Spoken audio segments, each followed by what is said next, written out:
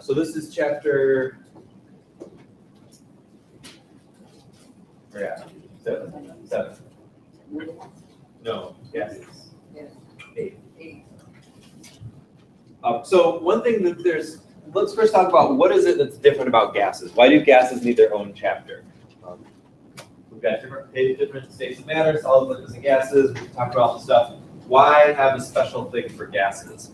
So who remembers back when we talked about states of matter, what's special about gases? What makes gases different from other states of matter?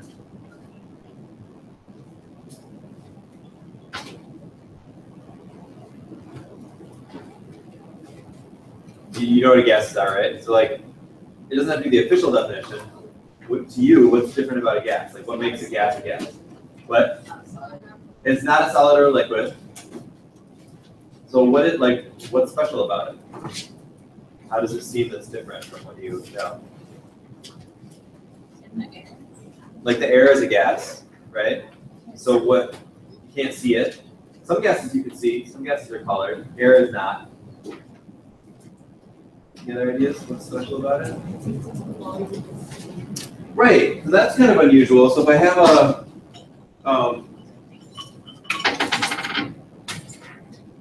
400 milliliter beaker, that means that if you fill this thing up to the top with 400 milliliters, I can put a certain amount of water in here, and we know how much water is in there.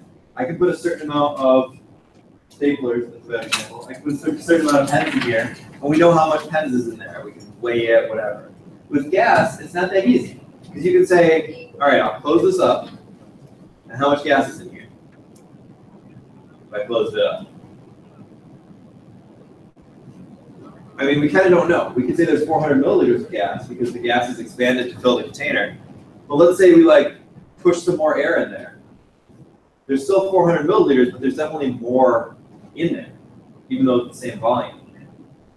So we need more than just volume or mass or something to talk about how much gas is in something. And that's very different from the other quantities. So does anybody know what quantity we use to measure gas usually? When you want to know how much gas is in something, what kind of a unit do you use? Like what kind of a measurement do you do?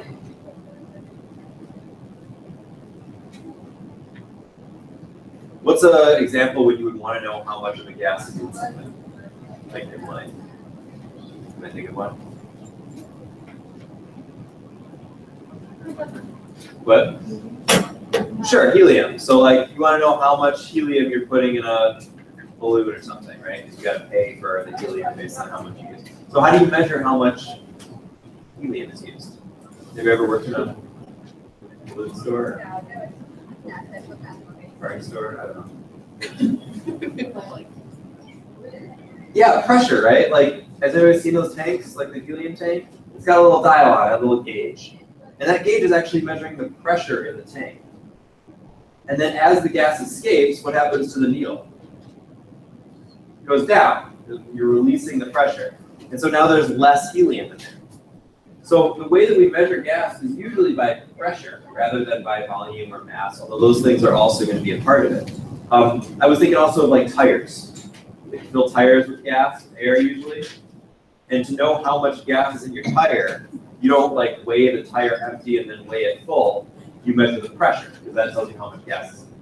So pressure is a really important measurement when we talk about gases. It's not something that we talk about much with the other states of matter. So that's one thing that's different about gases. So let's talk about this.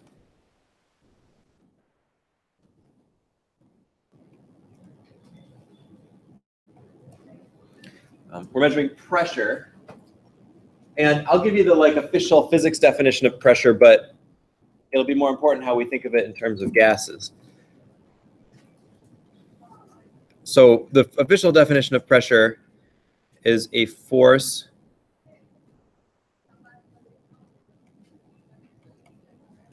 per unit area. So a force over an area. So a pressure is not the same as a force. A pressure is a force applied to an area. Let me give you an example. So do y'all wear shoes usually? It seems like. Probably should, especially for lab. Have you ever worn shoes with really small, thin heels on them? I don't know if that's your style. I don't have a lot of them, but once in a while. So if you're using really, really thin heels, what happens if you walk on like grass? Sink into the grass. Everybody can sort of imagine that, even if it's not your own direct experience. So that's the difference between force and pressure. The force is the force that you exert on the earth due to gravity. And that's always the same. Assuming you're the same weight, you're exerting the same force on the ground. But if you wear different shoes, the pressure that you exert is different. Because the pressure is the force divided by the area, if you have little skinny shoes, you have much less area that you're exerting your force on, and therefore it's a much greater pressure, and that's why you can break through the surface of the ground with the thin heels and not with like when you're wearing your giant clown shoes or whatever. Then you have more distributed area. Same thing with like snowshoes. You put on snowshoes, they're those big things that you know, and then you don't sink in the snow because your force is distributed over a greater area, so there's less pressure on the snow. So that's what pressure is. Pressure, when we apply to gases, means that we've got this gas inside this container. The gases are flying, or gas molecules are flying around, and they're hitting the walls. And that's the force that the gas is exerting on the container, is the collisions of the individual atoms or molecules with the walls of the container. That's what we call pressure.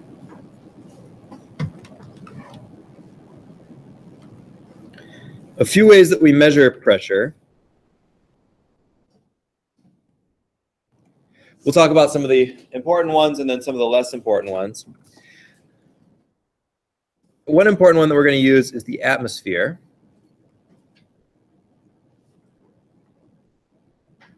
Or the ATM. So we could talk about how many atmospheres of pressure, 1 atmosphere, 2 atmospheres, 3 atmospheres, so on.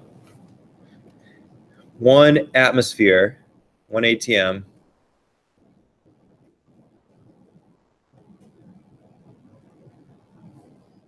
is the pressure exerted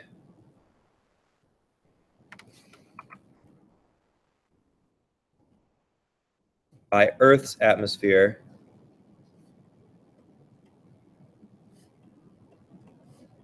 at sea level. So if you're at sea level, which we're pretty close to here, the atmosphere, all the gases in the atmosphere, air, and all that, is pushing down on the Earth. And the amount of pressure that it's pushing down on the Earth on is 1 atmosphere. That's how we define that unit. So that's a good unit to use because we have a sense of atmospheric pressure. Like we know what that feels like because we live in the atmosphere.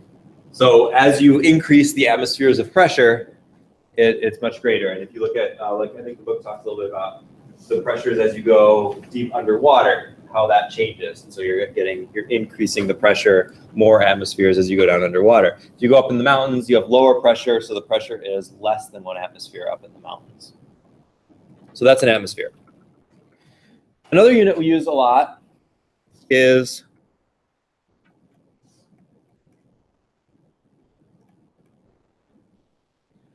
millimeters of mercury, which is kind of a weird unit because it looks like a length unit, because millimeters is a length. So how could millimeters be a pressure unit also? In fact, it's not just millimeters, it's millimeters of mercury. Mercury like the element. What does that have to do with pressure? So this actually comes from a device called a barometer, which I'll pull up a picture in the book so I don't have to try to draw it.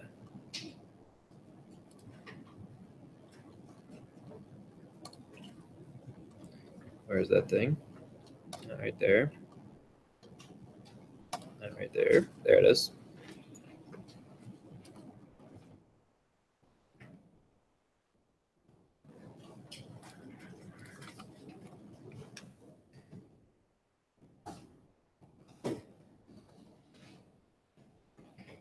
So what this comes from is if you got a dish and you filled it with liquid mercury, don't actually do that. Liquid mercury is really poisonous. And even if you're not touching it, it emits a vapor and you could be breathing it in and poisoning yourself that way. So don't mess with mercury. If you've got a dish full of mercury and you invert a tube in the mercury, So you evacuate a tube and you put it in there. What happens is that the atmosphere pushes on the mercury and pushes it up the tube. So the vacuum won't stay in the tube. The mercury will go up a certain amount as the atmosphere is pushing down around it. And the distance that it goes up is 760 millimeters up the tube. So just depending on the sizes and everything. But the way this was designed, 760 millimeters up the tube is what the atmosphere pushes. And so that's where this millimeters of mercury comes from. This unit is interchangeable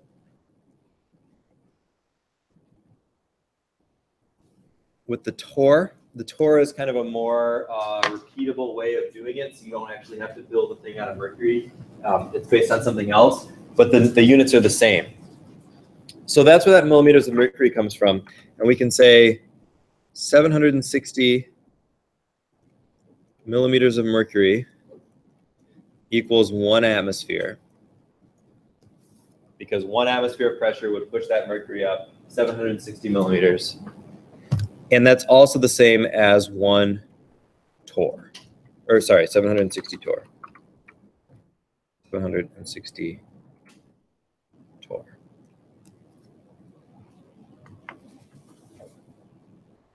Those are the 2 main units that we'll use in this class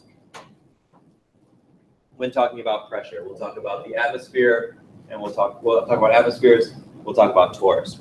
There are some other units that we use, like in our car tires and things, we use pounds per square inch.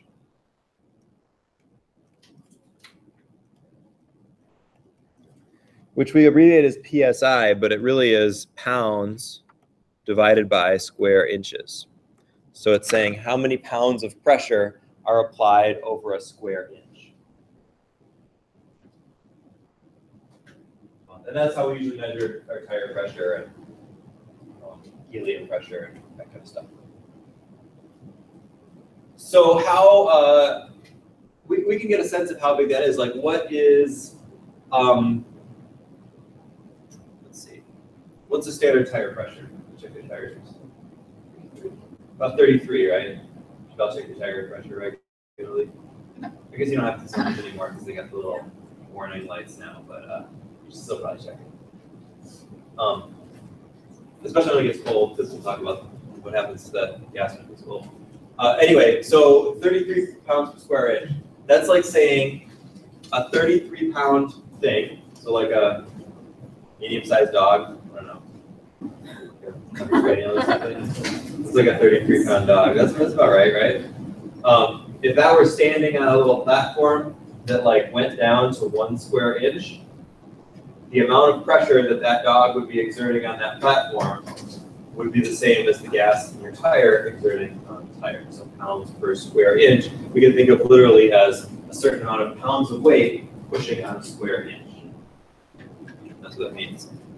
If we want to keep that in the same realm of the other stuff we've been talking about,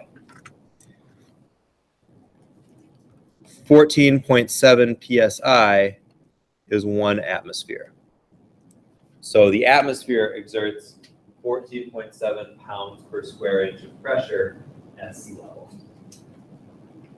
Now these different units, we can just use them like conversion units. So we can convert from one unit to the other, just the way that we've done all throughout the semester. So if we know a pressure in atmospheres, we can convert it to millimeters of mercury. If we know it in millimeters of mercury, we can convert it to atmospheres, we can convert it to PSI, whatever, as long as we have those units, 760 to 1. There's some other units of pressure too that we're not going to worry about so much. There's inches of mercury instead of millimeters of mercury. That's what's used like in the barometric pressure. If you look up the weather and it talks about high pressure versus low pressure, that's usually reported in inches of mercury. I don't know, does anybody have a barometer at home, like a dial that changes with the atmospheric pressure? It's usually like 29-ish. I don't know. That's inches of mercury. There's also a metric unit called the Pascal, which is a pressure measurement. We're not going to use that much either. These are the ones we'll stick to this semester. Okay, so now that we know about pressure, and one of the main takeaways from this chapter is going to be that pressure is how we measure amount of gas. So gases are usually awkward to weigh, and volume doesn't really tell us much because you can pack different amounts of gas into the same volume. So the only way we can really measure, or the most convenient way to measure the amount of gas we have is to use pressure. So pressure will often be a standard for that. And then we can also think about what happens when pressure changes. So let's head into the lab now, and I'll show you some of these demonstrations, and then we'll come back and look at what that means. Just lock this.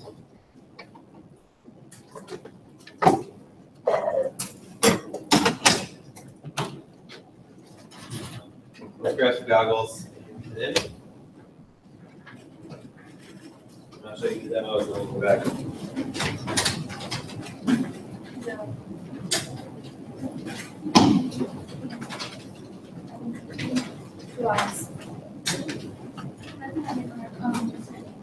Yeah.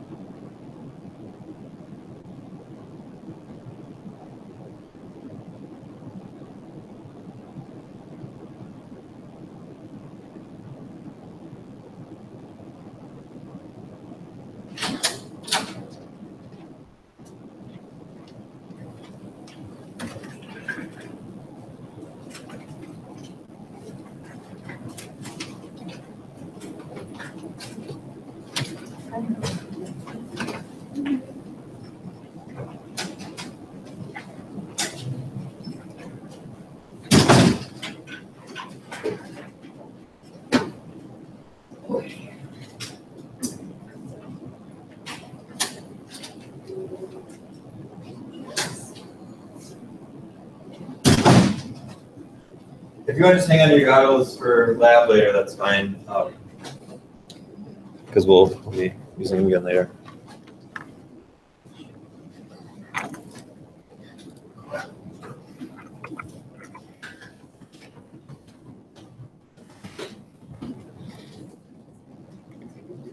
So let's write down those different relationships that we just saw.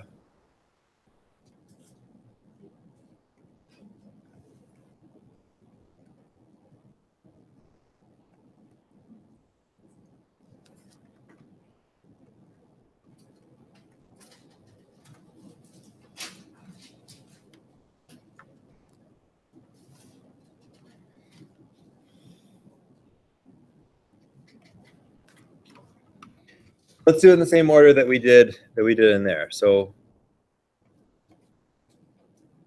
our first relationship is going to be pressure and volume.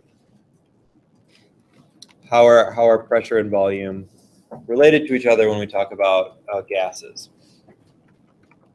So we have a few ways of describing this. One, we could talk about this kind of law that has been named this. I don't think that's a very useful way of describing it, but it's a term, and if you hear it, then you'll know what it's talking about. It's called Boyle's law.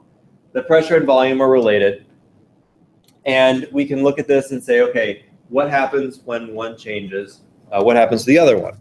So we can say that that is an inverse relationship.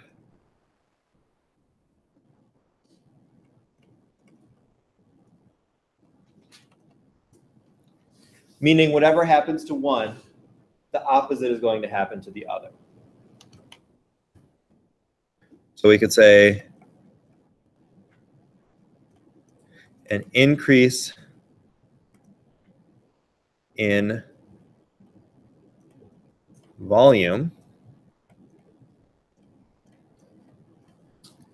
leads to a decrease in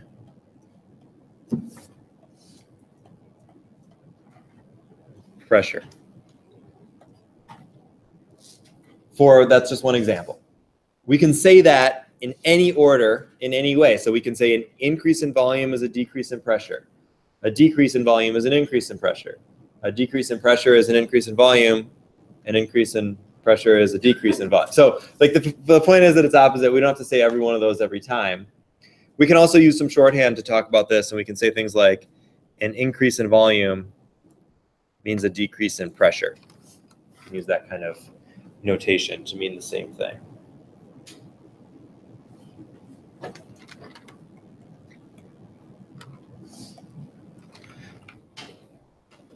If you look through this in the book goes through and actually puts it in an equation form and does some calculations with it. We're not doing that in this class. We're not doing any of those calculations in that chapter. So we're just interested in describing the relationships. What happens when this changes? What happens to the other one?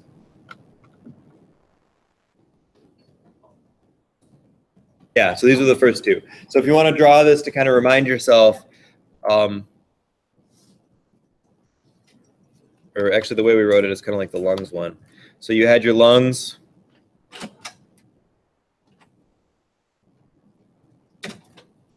I guess that's lungs. I don't know. You're probably better at showing this than I am. So there's our lungs. We increased volume by pushing up on that diaphragm-like membrane, or I'm sorry, by pushing down. We increased the volume. We made the thing bigger. And that caused the decrease of pressure in the lungs, which caused the air to flow in. So that's how breathing works. You increase the volume of your chest cavity, that decreases the pressure in the lungs, and air has to come in from the outside to fill it, or to equalize the pressure. The other way that we did that was we did that dome with the balloons in it.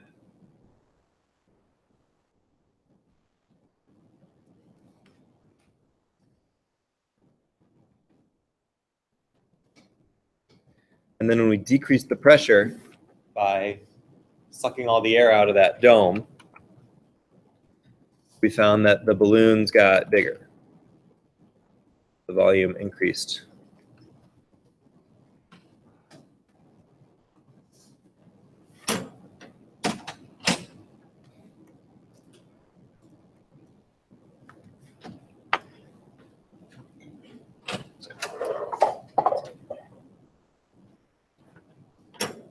right? So the point of all this is just to be able to keep these things straight.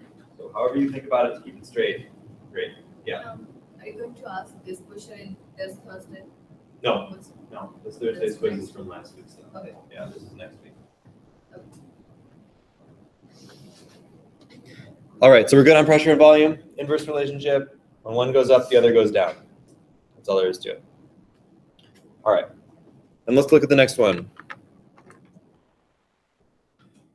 What was the second one we looked at with the balloons and the liquid nitrogen? What's that relationship?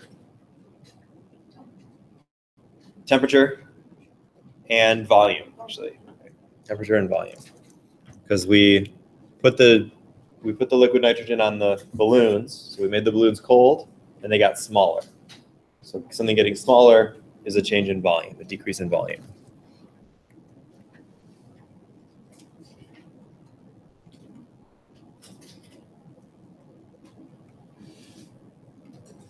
There is a name for this one too. Charles' law. And this one is, rather than an inverse relationship, it's a direct relationship.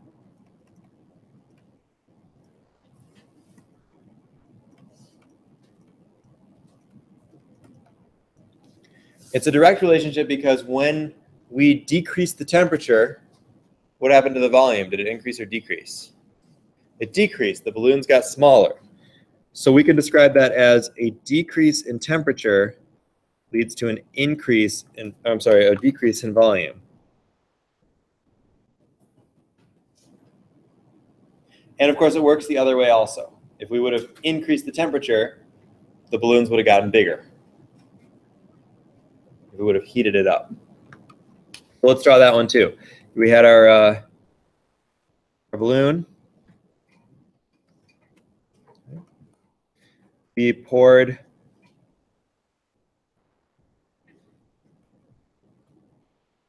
the cold liquid nitrogen on it, and it got flat. So we decreased the temperature, which decreased the volume.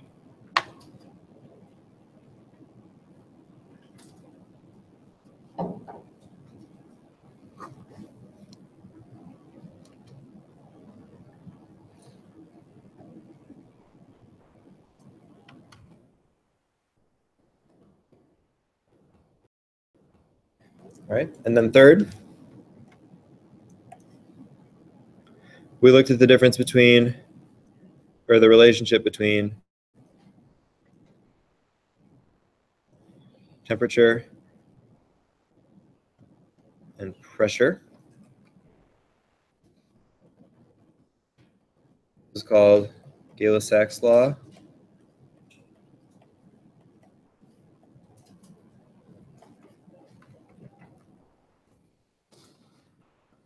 And this was another direct relationship.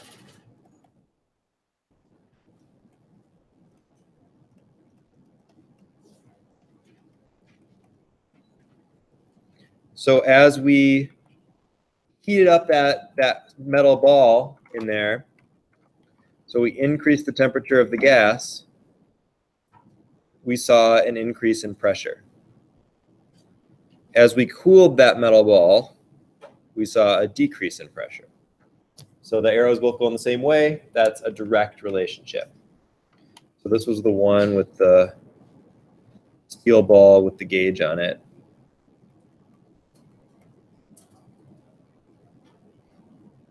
It had like a handle, right? A little nozzle. So as we cooled the sample of gas inside that sphere, we changed the pressure up or down depending on whether we heated it or cooled it.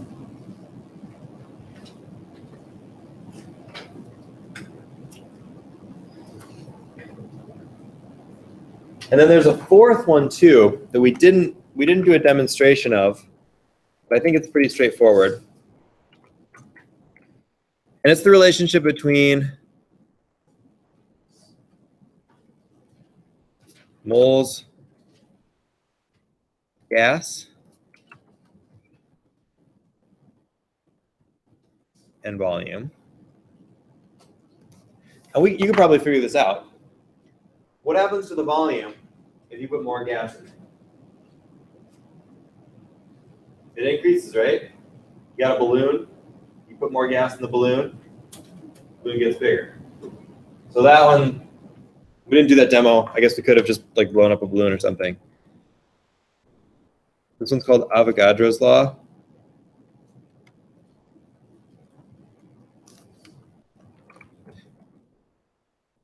If we define moles of gas as N and volume as V, if we increase the moles of gas, we increase the volume. Decrease the moles of gas, decrease the volume. So like in terms of adding or whatever with these things, this one isn't quite as useful. What this one can be useful for is chemical reactions, because as we know from all the stuff we've been doing the last couple weeks, there's going to be often a different number of moles of gas on the right side of the reaction than on the left side of the reaction. So if you did a reaction inside like a balloon, that balloon could change volume just based on the reaction, even if no gas is going in or out. So that's where that can potentially come up.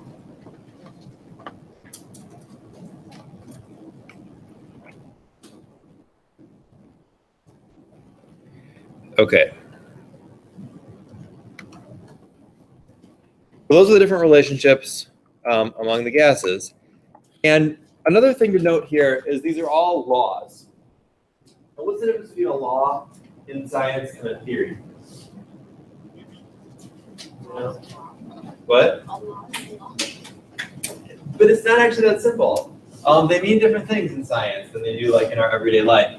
A law is a set of observations. So something that you observe and then it happens.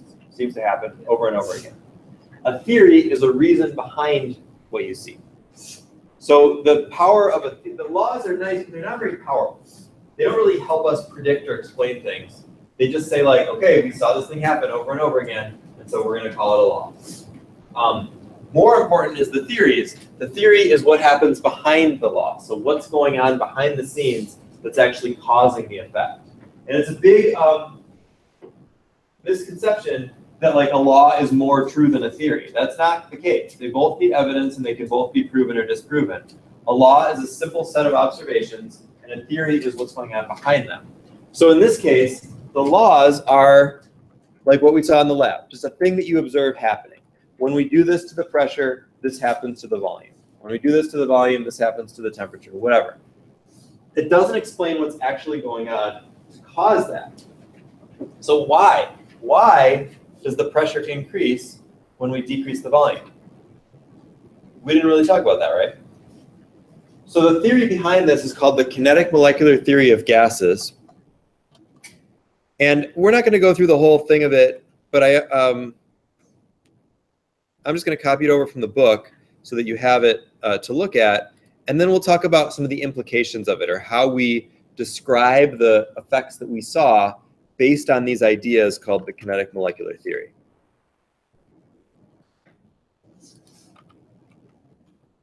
So here's the actual kinetic molecular theory from the book. It has these different parts. And it's saying, okay, here's some assumptions about gases and what they're doing. And if this is what they're actually doing, then it explains a lot of the things that we see. All right, so gases are small particles moving fast randomly. They don't attract each other. They bounce off each other. The volume that the actual molecules occupy doesn't really matter because the volume of the space between them is so great. They're constantly moving in straight paths, and the average kinetic energy, so how much energy they have, how fast they're going, is proportional to the Kelvin temperature. So by increasing the temperature, we're increasing the speed at which, or the rate at which the molecules travel around. All right, so how does that explain the things that we've seen? Let's look at one of them. So let's look at the last one we did, because it's maybe the most obvious, the pressure and temperature thing. So what is the relationship between pressure and temperature? So you want to say it real quick? It's direct. So what does that mean? So if we increase temperature, what happens to the pressure? It increases. So now we want to say why. Why does the pressure increase when we increase the temperature? Idiots?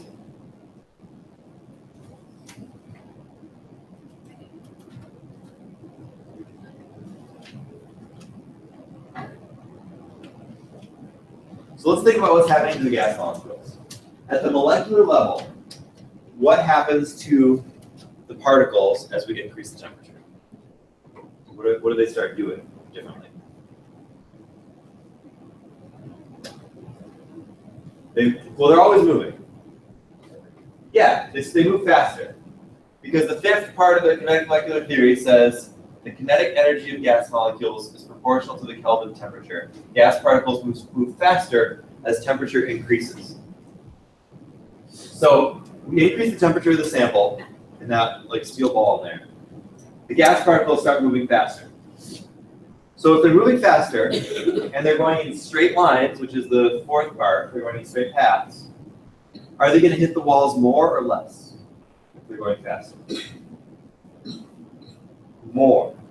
Can you imagine that? We could model that in this room. We could all start running in straight lines and hitting the walls. And if we were all running faster, we'd hit the walls more, right? Should we try it? Probably not. I don't want anybody getting hurt. It would be pretty funny though. I mean, unless somebody getting hurt would be funny, but everybody running into the walls would be pretty funny. But no, let's just imagine it in our head. So the gases are moving around and they're hitting the walls more often. Hitting the walls creates pressure. So every time the gas particles hit the walls, that creates pressure. So if we're increasing the collision with the walls, we're increasing the pressure. And that's the why behind the law. So the law just says you increase temperature, pressure increases. The why, or the reason, the theory behind it is the gas particles are moving faster, which causes them to collide with the walls more. And that's why the pressure increases. So we can do that with all of the other effects too, like with the volume and whatever one, the one with the balloons. So the balloons, let's do the one with the pressure and volume. If we increase the volume, so like we pull down on the diaphragm thing, increases the volume, what happens to the pressure? Does it go down or up? It goes down, right? Increase in volume is a decrease in pressure. So let's think about why that would be using these same kinds of ideas. Now the gases don't change their speed because the temperature is staying the same. But what happens, so we want to think about what happens in terms of collisions with the walls. How does increasing the volume change the rate of collisions with the walls? How can you say that? It's less, yeah, why? Right, so if you increase the size of the room, there's more room for everybody to run around, and they're not going to hit the walls as much. So that's your decrease in collisions right there. If you have a bigger room, then you're not hitting something much. Okay. All right, the third one is a little bit trickier to think about this way. The liquid nitrogen on the balloons thing. Because that's the relationship between volume and temperature. So what happens with the collisions with the walls if we're only worried about volume and temperature? How do we talk about the collisions with the walls?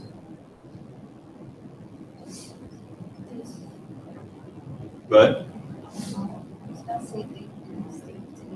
Well, it stays the same. It stays the same. So if we're talking about volume and temperature changing, that means the pressure stays the same. In the example of the balloons, that's because it's atmospheric pressure.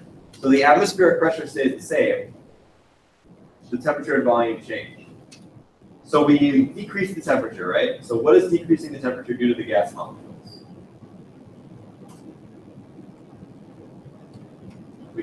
What changes about the molecules? They slow down. Yeah, the molecules slow down. So they're slowing down, but they're still having the same amount of collisions with the walls of the balloon. So what has to happen to the balloon to make sure the collisions stay the same?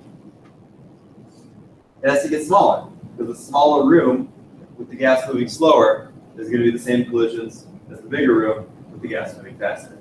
So that was a little bit trickier because it takes this extra step of saying that we have to keep the same collisions. But when we talk about the direct effect on the pressure, then that's a nice thing to think about with these collisions. So that's how we use the kinetic molecular theory to explain these laws. All right, let's do some examples. So with the homework with this chapter, it's a little different because we're not doing we're not doing all of these calculation type problems that you'll see here. So there's really only a handful of homework problems to do, because what we're interested in is the, here we go. What we're interested in is the effect when we change these different parameters. So let's take a look at what this.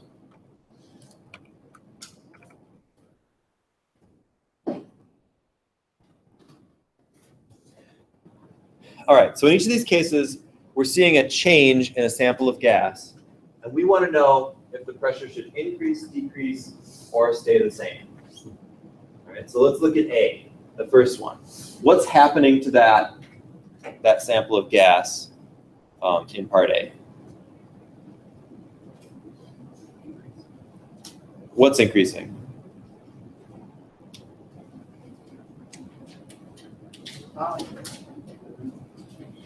So it's getting bigger? Is it? Is the volume getting bigger in A? No. No? Why not?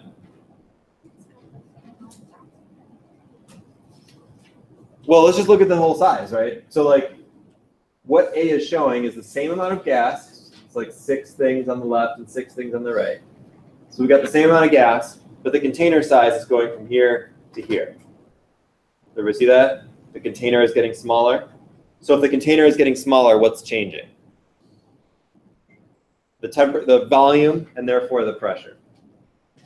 The question is, what's happening to the pressure? So the volume is going down in this case. So what's happening to the pressure?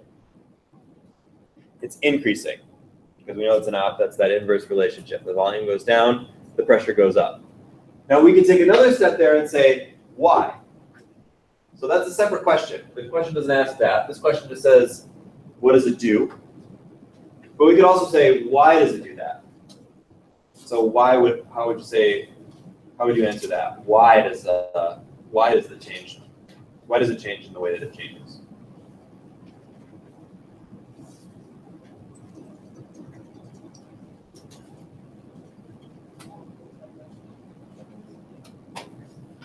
Almost. I was with you until the end. So molecules have more room to move, have less room to move around, absolutely. And so what is the effect that on the pressure?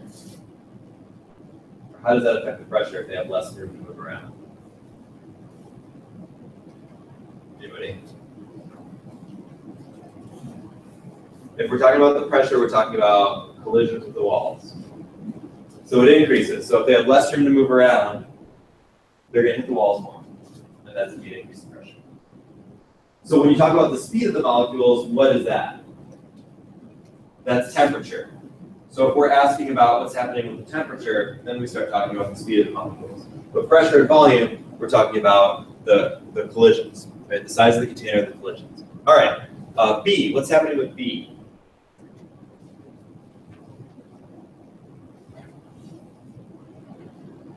Is the volume changing? No, it's about the same. What is changing?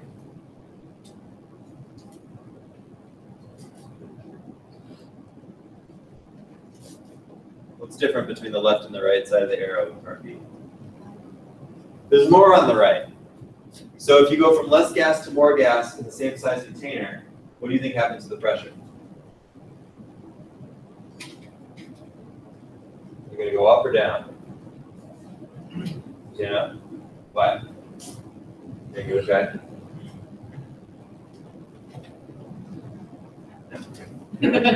Everyone give it a try? Yeah. I was going to say, because there's now more molecules, yep. There's less space to go around. Sure. Yeah. So they're going to be hitting the walls more, right? So that pressure is increasing because they're hitting the walls more. And interestingly, this is not one of the laws that we talked about. This isn't a law about, there isn't a specific named law about amount of gas and pressure. But we can figure it out from the theory, and that's why theories are powerful, because they allow us to predict new situations, even if we don't have a specific law for that situation.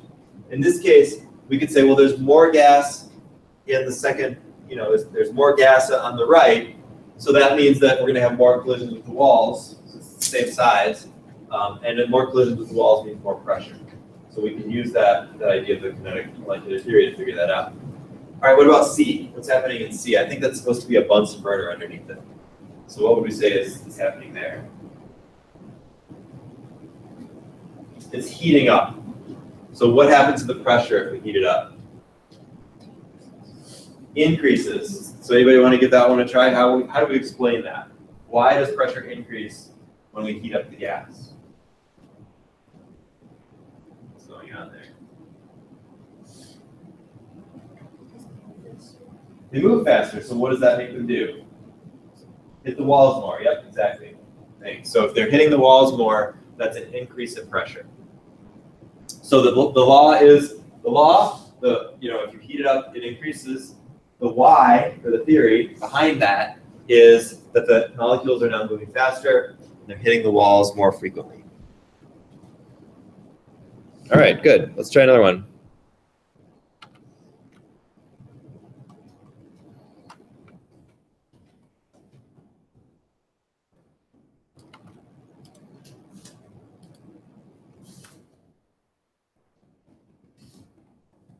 All right, so this one, at a restaurant, customer chokes on a piece of food. You put your arms around the person's waist, use your fist to push up on their abdomen, an action called the Heimlich Maneuver. So we probably all picture what's going on here, even if we haven't experienced it firsthand. I want us to think about it specifically in terms of all the gas stuff we've just been talking about. What is the change that's happening? How is that affecting the gas inside the lungs? And why does it work? Why does it cause the person to expel the food item? So everybody think about it for a couple minutes first, and then we'll talk about it. So think about how you would explain this in terms of gas properties.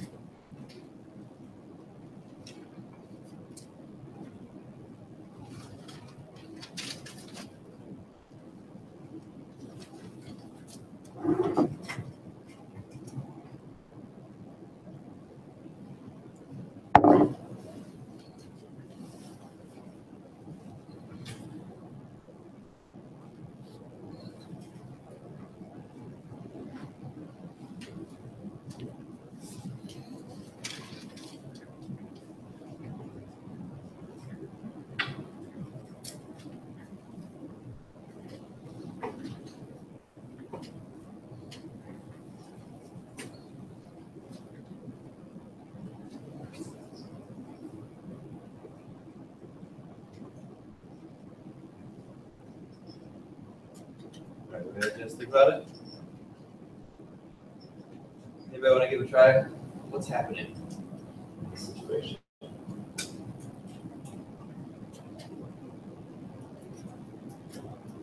Applying pressure. Well, hold on. Are we applying pressure, or are we changing something else with regard to the gases that then leads to an increase in pressure? Go ahead. You're changing the volume. The volume of what? Like what specifically in a person? Yeah, the chest or the abdomen, right? The chest and lungs. So when you're doing that, you're changing. How are you changing the volume? You're making it smaller, you said, right? So you're quickly and abruptly decreasing the volume of the chest. And so what does that do to the gas inside the lungs? What does that abrupt decrease in volume do to the gases inside the lungs, the air inside the lungs? Right, it increases the pressure, because if you decrease the volume, you increase the pressure. So why does that cause the person to expel the food item from the airway? The pressure goes up. Why does that make the food item come out?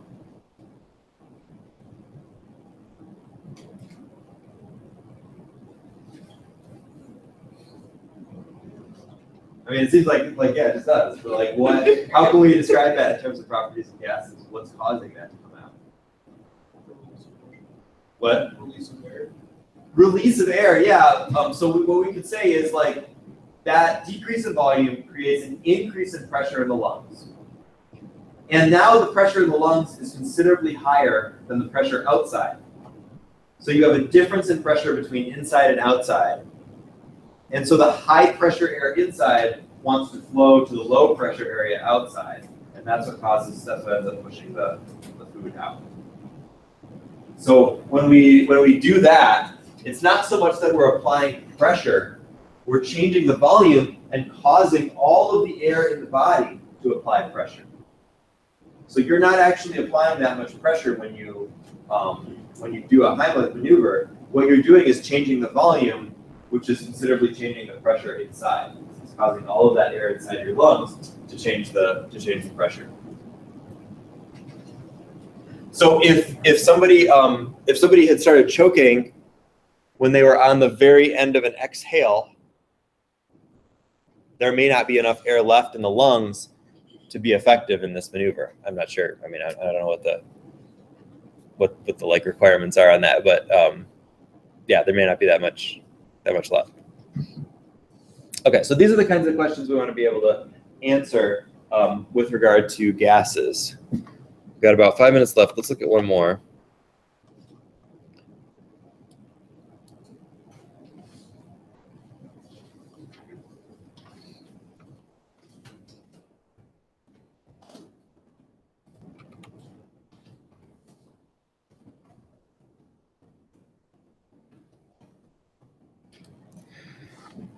So we've got an initial sample of gas over on the left, and then what's going to happen to it, either 1, 2, or 3.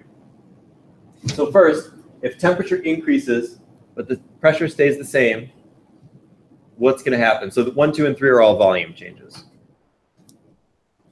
So if temperature increases, what happens? Does it get smaller, stay the same, or get bigger?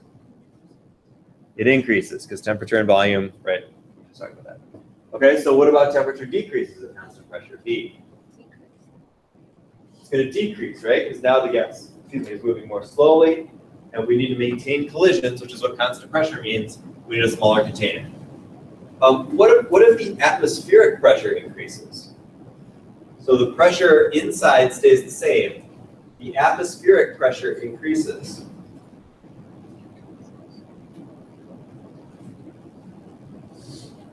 Yeah, probably that volume is going to go down. So ultimately it's a little bit.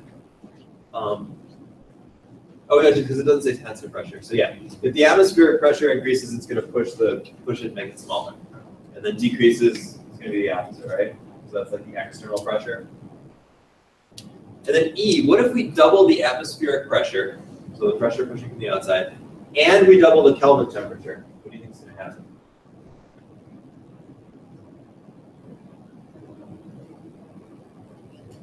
What's the overall effect of both of those things happening at the same time? Get smaller, stay the same, or get bigger?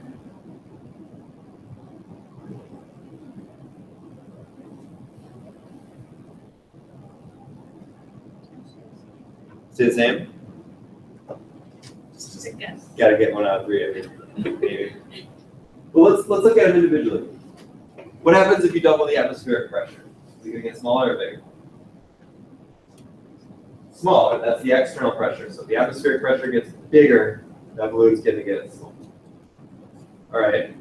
So then what happens if it gets hotter? It gets bigger. So what do you think is the net effect of both of those things? So you're probably right. It's going to stay the same. Because the increase in atmospheric pressure makes it smaller. The increase in temperature makes it bigger. And so the sum of those two things is going to stay the same. Yeah. All right. That's a good place to stop. So on Thursday, we'll have a quiz. The quiz will not be over this stuff. The quiz will be on the stuff from last week, the moles and all that fun stuff. And then next week, we'll have a quiz on this stuff, on gases. So we'll finish this chapter, talk about partial pressures and some other things on Thursday. All right, so that's it for now. We'll do lab in about 20 minutes. So I'll see you then.